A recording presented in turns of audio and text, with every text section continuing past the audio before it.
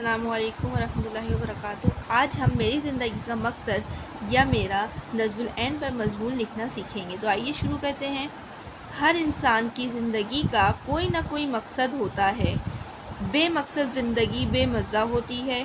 ज़िंदगी की मुसर्रत से इंसान सिर्फ इसी वक्त लुत्फ़ अंदोज़ हो सकता है जब इसके सामने कोई मकसद हो। हर इंसान का कोई ना कोई मकसद होता है।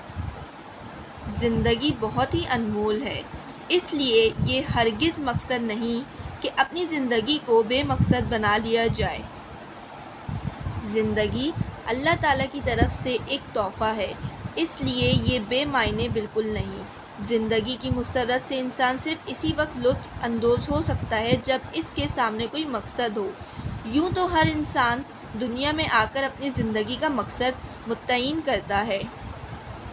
इसी तरह मुख्तलिफ़ लोगों के ज़िंदगी के मकासद मुख्तलिफ़ होते हैं। जिस तरह दुनिया में लोग मुख्तलिफ़ होते हैं, इसी तरह इनके मकासद भी मुख्तलिफ़ होते हैं।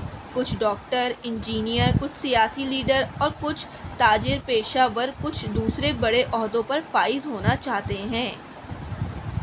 इसी तरह मुख्तलिफ़ अशख़ास अपनी ज़िंदगी का मकसद मुख्तलिफ़ अंदाज में मुतय्यन करते हैं।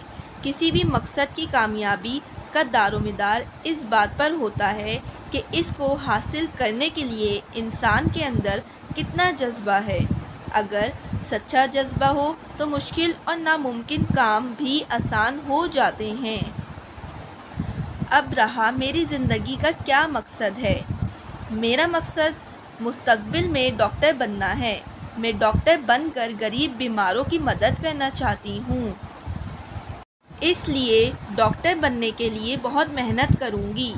मेरे गांव के लोग कसम परसी की ज़िंदगी गुजार रहे हैं। मुनासिब दवा ना मिलने पर वो मर जाते हैं। डॉक्टर्स इनके इलाज के लिए गांव नहीं जाते। मैं इन्हें मुफ्त दवाएं फराहम करूँगी, इसलिए मैं अपने गांव में अपना हस्पताल खोलूँगी और गरीब बीमार लोगों की खिदमत करूँगी। बस यही मेरी ज़िंदगी का मकसद है। जज़ाकल्लाह।